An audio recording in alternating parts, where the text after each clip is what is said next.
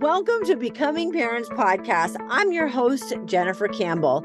I'm a doula in Washoe County, Nevada, a Medicaid provider, a lactation educator, childbirth educator, and mom of 18.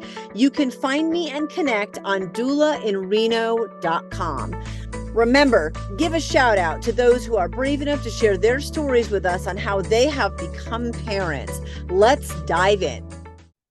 Welcome to Becoming Parents. I'm your host, Jennifer Campbell, and today I'm really excited. I have Tiara Flynn on. How are you? I'm good, Jen. How are you? I'm great. I'm always excited. This is like one of my favorite things that I do. But this is a bonus episode. I actually know you. We've met in person. I have hugged you. You live in the state of Yes. Nevada. So this is a local entrepreneur release, Yeah, and I'm so excited to have you. me too. I'm excited to be here. Thank you so much. And we'll get into it more because you've made a significant difference in the doulas in Oh, in Nevada and in the doula co-op. But I want to start out by you telling us how you became a parent. yes. So I always tell people, and I'm like, well, hopefully my kids don't take this the wrong way if I say this when they're older, but like I was the kid, the teenager, young adult that was like, I never want to have kids ever, ever, ever, ever, Yeah. ever, ever. Just simply because, well, the first thing is I was raised by a single dad. So my dad raised me and my three other siblings from the time I was 7. So my mom left. And it's so crazy.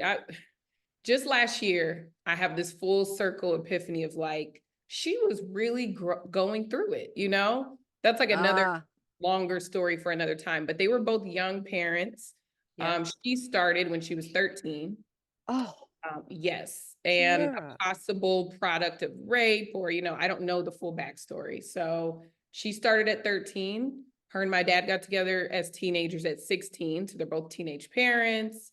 Just so this is what I'm seeing as a young kid, and I'm like, this is not fun. Like these are young parents by the time they had me at 18, and then my little brother at 21. So 4 kids by the time you're 22. So my Holy dad, cow. yes, right. My dad was in the Air Force. My mom wasn't. Uh, Now that I'm like, every year that goes by, you learn a little bit more about absent parents. I don't know if everybody that has an absent parent feels that way, but like you just kind of learn things that you don't even have to be looking. You don't have to be searching for a backstory or a reason.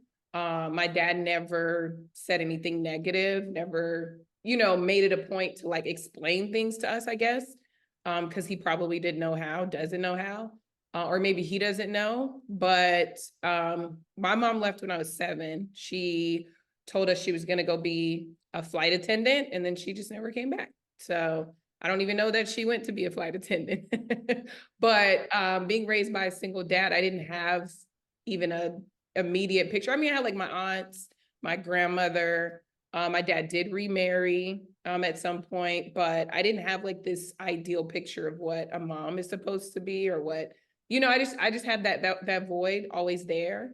And I had like this issue internally of like, maybe that's like a family thing. So even if I just dial it back just a little bit, my mom's mom wasn't active in our lives, still not.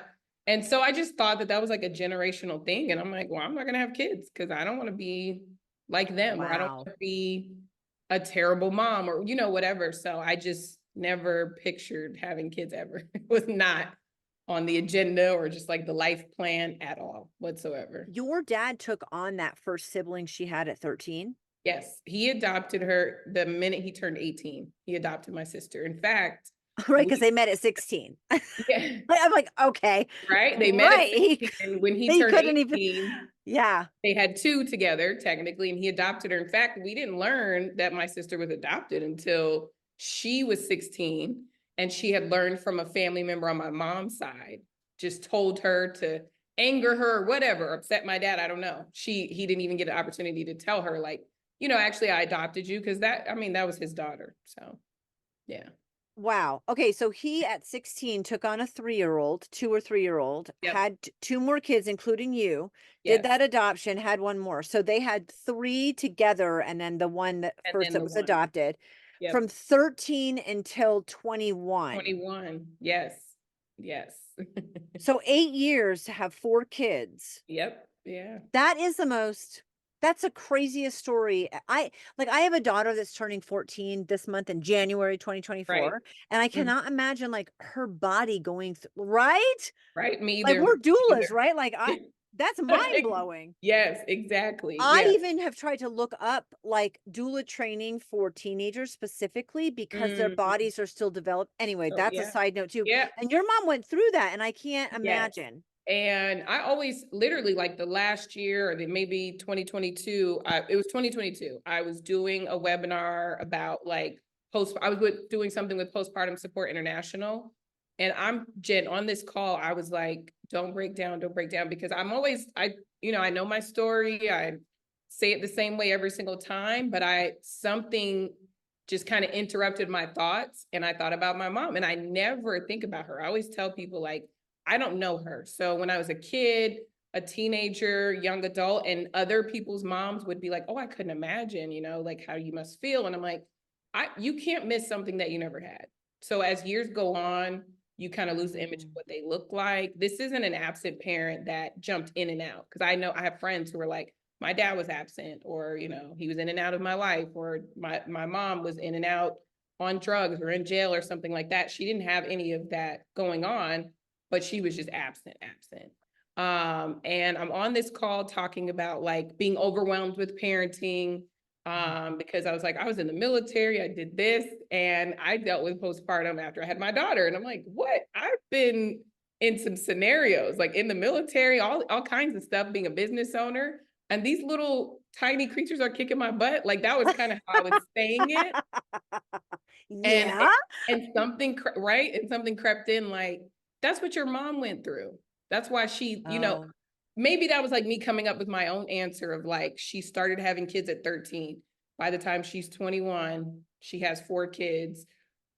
I can't imagine, like you were saying, like there's no way I could ever imagine what she was dealing with, going through. And looking back, I'm like, I'm a kid, and she, even when she was in the house, she was absent. yeah. She just wasn't there. So that's why I always say, like, you can't miss what you never had. Like when she was at home up until I was 7 years old, I didn't know her. She didn't get us ready for school. She didn't hug us, kiss us, make us food, do my hair, things like that. She was just there a couple days at a time, and then would disappear for months, and then until she finally, left.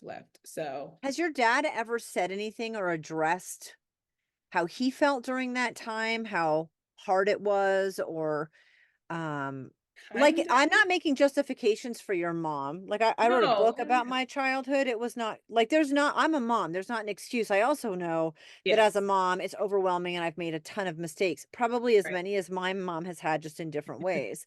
right. But has your dad ever been open with you guys about it? He started to like, what, especially when I was becoming a mom, and I would tell him like, oh, I have so much anxiety, like I really don't know if I should be doing this type of conversations.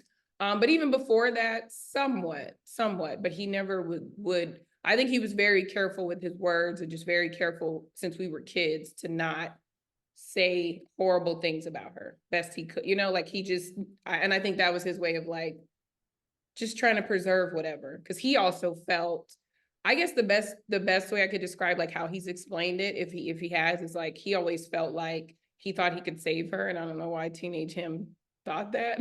I mean, But haven't we all been there?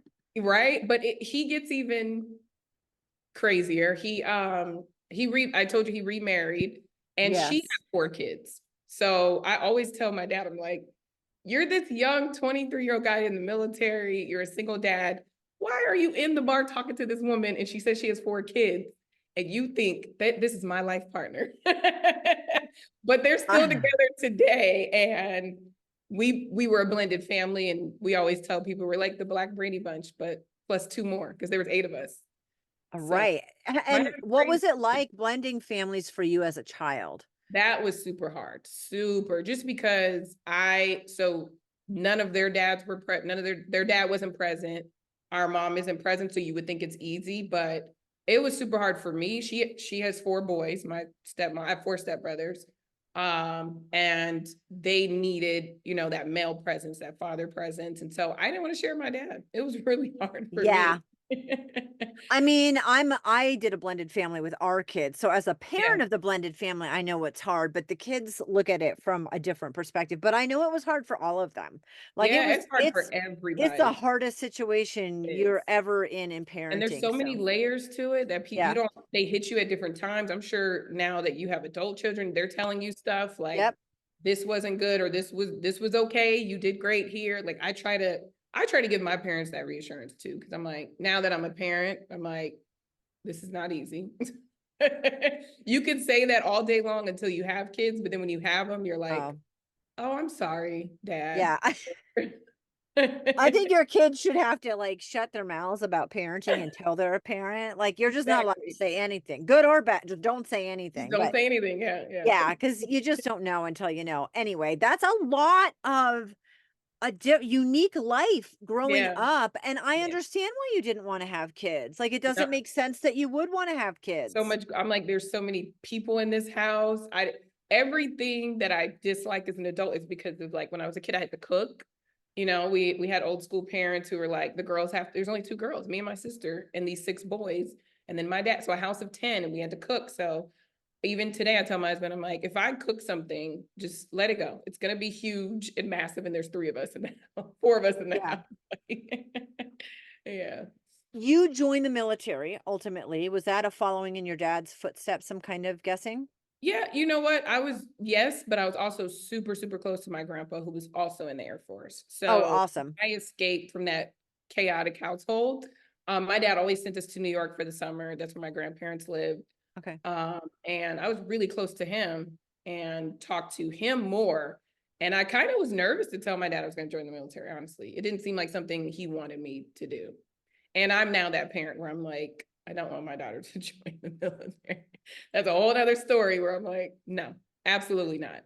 I will be Uh-huh. devastated if she joins the military. So, or my It's son. interesting. I was an Air Force dependent. My Mm-hmm. ex-husband was military and I loved it. And Yeah. having said that, there are some kids that I'm like, it might not be a bad path for you, but Yeah. out of like all the Yeah. kids, there's only a couple where I'm like, yeah, you know what? That would be good for you. But Right. only There one of are them some. I Yeah. mean, yeah, Yeah. because there are a lot of it's hard though, and you know it from a different like I was a dependent. I wasn't in the Yeah. Air Force I myself. think it's hard on So, dependents too. That even goes into like why I got out of the I got out when I got pregnant. Because I'm like, okay, no. so let's take us through Yeah. that. So, did you like get you got in the military and you got married? At some point both those things happened. Yeah. So I joined right at 18. Got stationed back home in Las Vegas. so, so that was not the plan. Why? Right. I joined for a couple reasons. I joined because again, I'm from a household of 8. My parents didn't have money for college.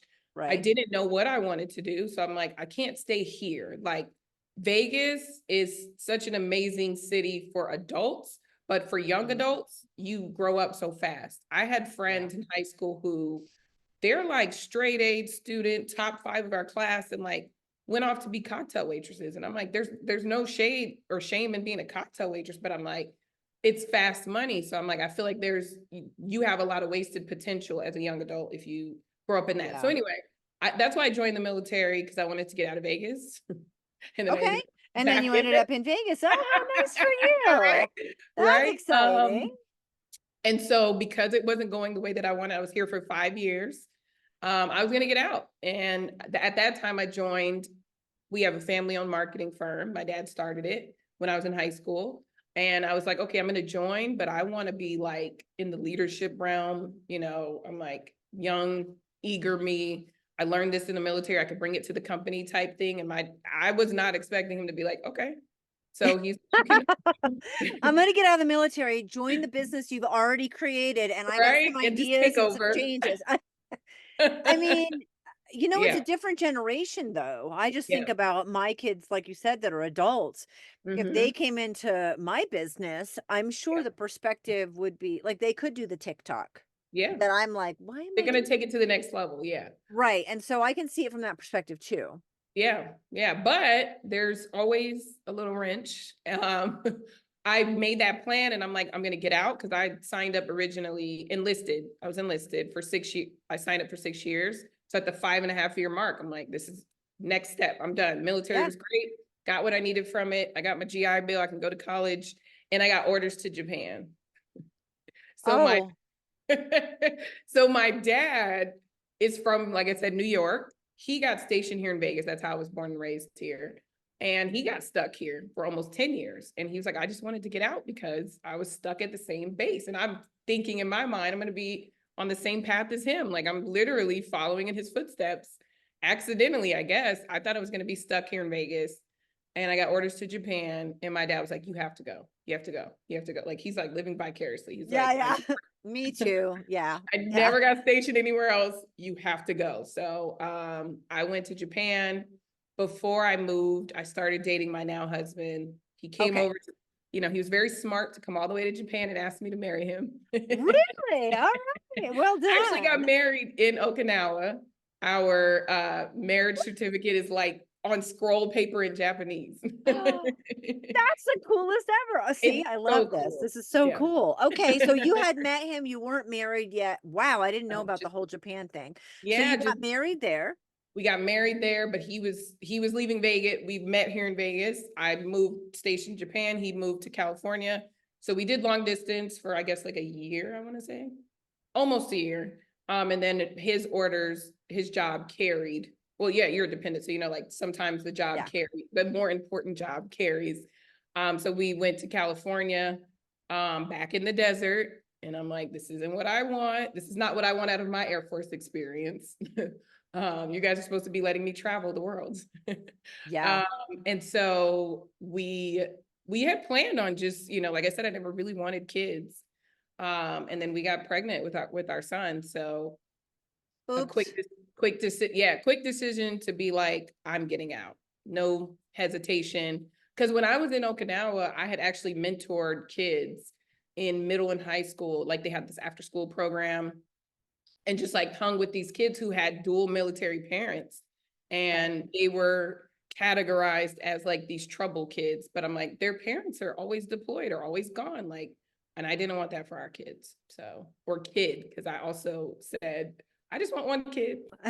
One and done. This will be great. Didn't want any. Yeah, I'll I'm like, keep okay, this one. yeah, I'm like, this was meant to happen, sure. And yeah. You got out of the military, you moved back to Yes. California at that point, though? At that point, he was still in. So we're in Cali. I got out when I had Yeah. our son. And then he got orders. Well, we as a family got orders to Florida. Okay. We lived in, my son was 5 months old. Yeah, like 5 months old. We moved to Florida. And then, oops, got pregnant again. We all know what Actually, causes it. and I should mention, like all this time, I already committed to the family business. So even when I was in Japan, Right.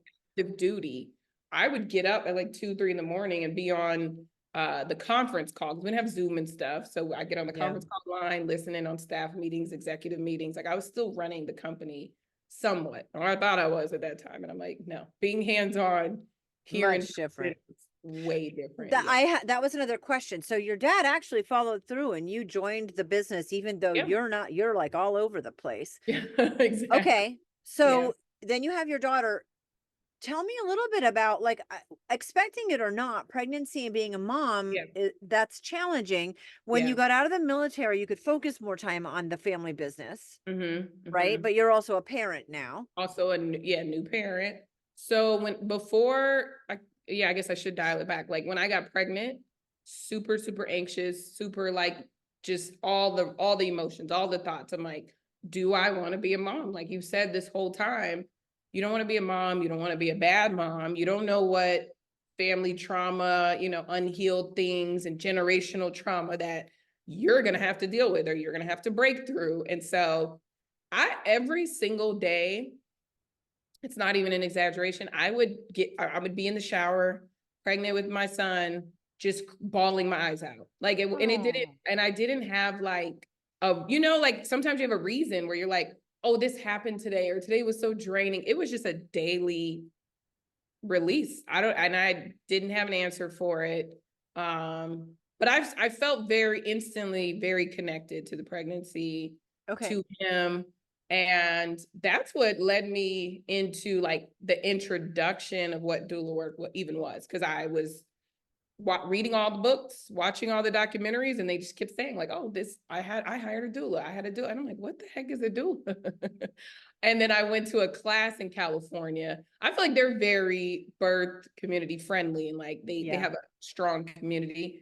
And the person that taught the Lamaze class or whatever they were calling it at the time, or the childbirth education, at the end, I was just so fascinated with the way she taught it, with her knowledge. And I'm like, what do you do? Or like, you a nurse at the hospital? Like, you know me, I'm very nosy. Yeah. I like So it. I hung out afterwards talking to her for like 2, 3 hours, and she was a doula. And so kind of had that in my back pocket, but I didn't think, I had the marketing firm. So I'm like, oh, that's a cool job. And thank you for helping me through this pregnancy. And we became cool kind of while I was still in California, because I got out while I was 6, 7 months pregnant. So I had, got out of the military and then had our son in California. And then we moved to Florida and got pregnant again. But this time I felt like ready. I'm like, okay, I'm gonna get a midwife, I'm gonna get a doula, I'm gonna, eat this placenta, all the things. It's everything.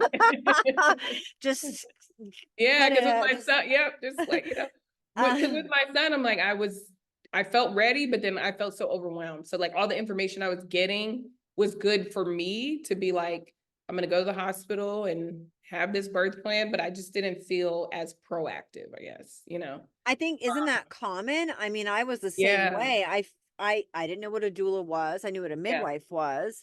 Um, I thought I had a handle on what I wanted, but you don't realize you can advocate for yourself, or you can right. have help with that, or Yeah, you don't know what you don't know. You don't understand it, exactly. you go to the hospital where it's supposed to be a safe place, and you're just on the conveyor belt of Yep. Yeah. hospital, Yeah. right? Luckily, I had the most amazing nurse, which it's hit or miss. Right? We could be honest there. And she was amazing. This older Black woman, she was like, this is what she wants. You get out, you leave her alone. Like she was on it, luckily, with my son. That's And then, like you said, the second time around, you're a little more equipped. So you're like, okay, I know yep. what I want. I know I can Mm. advocate for myself. Because with my son, I had a birth plan and I talked to this doula about what you can and can't do, but I didn't feel empowered to do that. I didn't feel like Yeah.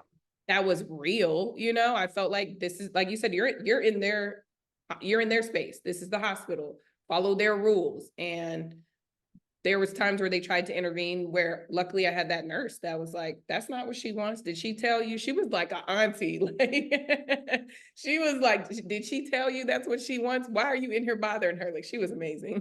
That's awesome. I had a great experience too, but it was luck. I mean, I was lucky. I had a Yeah, great yeah, OB. yeah, It was luck, yeah. really. But I think regardless of your first experience, it can be great. But Mm-hmm. once you've gone through it, it's like now you know the questions to ask. Yes. Now you Yeah. know, like until you've Mm-hmm. experienced it, it's really You don't hard to know. navigate It that, is right? so So hard. And I you think had each one is different and hard it to is navigate. it is to some degree. So your Yeah. second baby was different. Yes, so I had a midwife. I planned to have her in a birth center and all the things. She just wouldn't come. Stubborn her. But it was an awesome setup. It was in Miami, Florida. And they shared a parking lot with the hospital. So midwife Oh, was like, if anything happens, we could just wheel you on over and I will still deliver your baby. Something I, thought was common. And then fast yeah. forward to being here in Nevada, where I'm like, oh, the midwives don't always have privileges in the hospital type thing. But anyway, she was amazing, completely different experience. Cause like you said, with the OB's office in California, I felt like a number, like you said, the conveyor belt. Yeah. I would be in the Oh, waiting room and there's 10 other moms here for the appointment. When I had my midwife, we, same thing as I was saying about the nurse, we just were like homegirls, and yep. she did my appointment and she's like, let's have some snacks and let's chat, or, and me being nosy, I would hang around cause I'm a stay-at-home mom at this point. My son went to daycare like 2, 3 times a week just so I could have a break. And that was when I would have my appointments, but I would be there for like 4 hours because I'm in the waiting room, like, oh, are you pregnant with twins? Okay. Did you write a birth plan? Like, just so nosy. And my I don't think you're midwife, nosy. I think you're curious and engaging. See, it's all right? like you have no malicious intent. You Yeah. just you want to know, and I think let's back up just a tad. In Yeah. marketing, your dad has a marketing company, and that's what you Mhm. said. And Yes. in marketing, you are looking at everything through a very different lens than the Yeah. rest of us are. Right. Right. um Not even like I see you and I want to promote you. It's like I see you and I want to figure you out. Right. Yes. And Yes. so you have been for years now, you've been already Mhm. looking through things at this through a different lens. But it Exactly. also probably helped you build your marketing business, that you were Yes. that curious and invested in asking questions. Absolutely. Absolutely. Connected. You really want to connect. Yeah. Yeah. When did you guys move back to Vegas? Because I know that's where you are now. Yep. Yep. So we moved, we had our daughter in 2017, being a stay-at-home mom, trying to run the business from there. And we technology wise should have been able to, but Yeah. got to a point where my husband's like, I'm gonna retire. Where's our retirement place gonna be? And he is a country boy from New York, like the country. And he always was like, I will never go back to Vegas. And here we are in Vegas. I'm like, we'll see about that. So we moved back in 2018, after he retired. Yeah. Okay. How's he handling that? He did well, it was a good transition because he became a game warden. And Oh, I didn't even know what that was, but in Nevada, and it was a way to like convince him that he could still have his the country boy outdoor. way. Yeah. Yeah. And I'm like, all the neighboring places, Utah, you can go come up to Reno. Like Yeah. he didn't explore all of that when he was stationed here the first time because he was active Mhm. duty and he was always gone. So he didn't realize Nevada, beyond Vegas, like, Yeah, there's you can kick over to yeah, Arizona real fast. exactly. You can go to California, it's Arizona. actually a Yeah, great like demographic location wise, it's a that's what great location. I sold him on that, Jen. Well, And then as a so game warden, he was exploring all these other areas that I didn't even know yeah, about because he would right. patrol. Yeah, in hunting season, he would patrol these areas, and he was like, "It's amazing." I'm like, "I know," You're welcome for and my I didn't even genius. know. You did eventually become a doula, but Yes, you have never stopped. You are still in business with your dad in still marketing. doing So marketing. I'm going to pause here. So the Doula Co-op of Nevada started Yeah, up a year and a half or so ago, 21. and because you're a doula and you're part of the Mhm, co-op and you're in marketing, we mhm. hired the Doula Co-op. I'm like, I hired you. The Doula Co-op hired you, and I'm on the board. So we Yeah, did the whole mission vision. So I've worked yeah, very directly with you. And then yeah. that weekend with you, I was like, I need to reevaluate everything in my life. Which I haven't totally. I mean, actually, it helped me reevaluate to know, you know what? I Yeah, actually feel pretty confident that you're about in a how good I'm state. showing up. Yeah, Yeah, which yeah. was great. And I did tweak some things, but we did a lot because the Mhm. co-op's a nonprofit, Yeah, very yes. different from So my different. business or your business. Yeah. So you're still doing that. You're still Yep. working in your dad's firm. And Yes. at what point did you become a doula? And I know balance it like I own Yeah. a marketing firm and I'm a doula. Do not go together. I know, right? Well, so when I was in Florida, because like I said, I was hanging out there all the time. They had a doula. I never really saw her much because they had offered her, and I was like, oh no, I'm good. And so the midwife was like always pushing. She's like, eventually, I want you to become a midwife. Like she wasn't Oh. shy about, which I'm like, I don't. That doesn't sound like a road for me.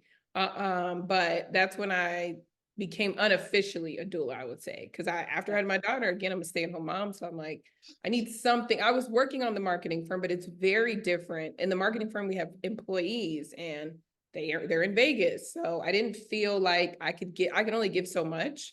While I was in Florida and California, that's when I was building. We have the online membership platform for marketing. That's what I was doing. I was building that out, putting basically my dad's brain and everything that he does into this online platform. So I wasn't engaging with people, talking to people, because it was just me building that out. And at the same time, like kind of playing around with the idea of like, oh, maybe I could be a doula. And then when I came home, it was full focus on the marketing firm because now you're here in person. Now you have to learn this new staff, you have to, all the things. And balance being a mom of two, under 2 or 3. And I didn't really consider or navigate being a doula, like, oh, let me see, is there training or what? I didn't know any of that stuff until like 2019. So Yeah. 2019 was when I did my first training through, I think the first one was through Dona. And I was like, oh, okay, like this is okay, but it didn't really fit. Didn't really seem like, because we're not regulated. There's no clear path to becoming a doula. So it just seems so all over the place. And for somebody that was in the military and then somebody that has already been running a business, I'm like, this just doesn't seem like a real thing, honestly. That's how I felt originally. But I was still helping family and friends and being that person that's like, oh, so-and-so's pregnant. Like, girl, let's make this, let's make the birth plan. Let's talk about it. Have you had a kid before? What didn't you like? Like all the things I'm doing today as a doula, I was just doing it organically. Naturally. I mean, I think Yeah. it's an Yeah. extension of yourself when you like it. The training, I mean, I personally don't really love Donut, but Yeah. No, me. regardless of the training, I think it's really weak in the Yeah. business area, which would have probably Yeah. driven you crazy. Yes. It drives me nuts. Like Yes. they don't teach you how to run a business Yeah. At all. At at all. all, at all, none of it. Yeah. Um, And to set and up such a unique type of business, like setting up yeah, a doula business is way different than the marketing or any other business, that I've seen the background of. So yeah, I yeah, think Dona was the first, and then I did a couple more. I don't even remember the names of them because, like you said, they weren't impactful or whatever. And then eventually I did BADT last year. No, 2022. I did that one. So that was still, the business part was lacking, but at least like the doula portion of it, I was like, oh, this is phenomenal. Like they I think knocked with any business, if you have to do a training, you need to find the training that matches that fits. who Yeah, you are and how you exactly. learn, and Exactly. because you're not, it's just going to be checking off boxes and Exactly. like, And okay, that's what just I'm getting it glad done. that's what it felt like as a Mhm. doula, like navigating, it's like checking boxes. To me, I always say Nevada and specifically Vegas, I'm like, we're still very green in the birthwork space. Like we Yeah. don't have very solid entities that are like, go here. They will at least give you a roadmap type of thing. We Right. didn't have that at the time until the co-op, which is why when I first learned about the co-op, I was like, I'm in there. I Boop, don't care boop, if they boop. want me or not. I'm going to be in there and on all the ways that I can be, involved. So Your kids are like 7 and 9 now. Is that about right? they're 6 and 7. They're only 18 months apart. Okay, Yeah. 6 and 7. So I Yeah. was kind of doing math. I was trying to keep track. 6 and 7. I'd like to wrap up and end because you have two businesses. All your information is in the show notes Yes. so people Yes. can find you. Yes. What would you say to a young mom who wants to start a business? It doesn't even I mean, you come from two very different worlds, but really Yeah. any business, what were the most helpful things for you in starting a business? Yeah. The first, very, very, very first thing I always tell people when they come to me and they're like, I want you to mentor or whatever, is work on it for at least 2 years before you jump out there. And I Ooh, know like okay. we live in a world of like, you could put it on social and blow up, or you can, get lucky or whatever, but then you got to be ready for it. And Mhm. there's so many things, like you were saying, with like the vision and mission that you change because you're like, oh man, like a year ago, I thought that was solid. And then a year later, you're like, that makes no sense. Or maybe I've evolved. And so you got to give yourself time to grow. And there's so many free resources that people don't take advantage of. I'm like, you could use that year or two to go to a small business development center and they will help you write your business plan. Like to just take time to do the foundational stuff is what I always tell people first. I'm like, do the foundational stuff first and you will feel like, because that's what I did for the doula business. I didn't have the opportunity to do that for the marketing firm because my dad already built everything out. Now, like when we Right. did the rebrand and when I came on as an owner, we changed some things up. But as far as like starting, so my doula business, now Phenomenal Mama, I started working on that in 2020 and I didn't launch anything, didn't even say the name or anything like that until 2021. So do the homework, the foundational See, stuff I first. didn't expect that. I love that because it was not at all what I would have expected you to say. But it Yeah. does. And I think I'd like to jump in with another thing, like you are constantly evolving. This Mhm. is not static, it's fluid. Yes, And yes, so your website, your colors, your language, yeah, your what you're focused on, yes, you are constantly evolving, but how yes. interesting, like you really want to get that foundation and in business. Yeah, no, no, seriously. That's And even great. for, yeah, because even for me, like I said, I did all the homework and stuff, but it's always once you get out there, right? It's like we were saying with motherhood, like once you have the kid, then you're like, oh, okay, this isn't at all what I thought. You can read all the books not, and not at do all. all the things that you want, but once you're in it, and then they change. Like one night your kid likes chicken nuggets, and the next night it's disgusting. So it's the same with your business. Your business is your baby, and it Yeah. changes. So like in the last year, it's changed from what I originally set out for Phenomenal Mama to be. Now it's more of like advocacy work, which I was doing and organically, but it's like now I need to strategically do it because I'm like, this is more so where I live and where I Yeah. thrive at. So Yeah, yeah. I agree. And I did a lot of the foundation. I had a business and I reopened it. I restarted. Mm-hmm. And still I thought, I'm going to be really strong in this when I started. And that's not what I'm Right? really strong I in know. at It's so all. crazy. But Yeah. it's okay. It's still good experience. It teaches you Oh a yeah. lot. Tiara, Yeah. thank you so much for being on and for sharing your Thank story. It was so you. I could fun. talk to you for like hours,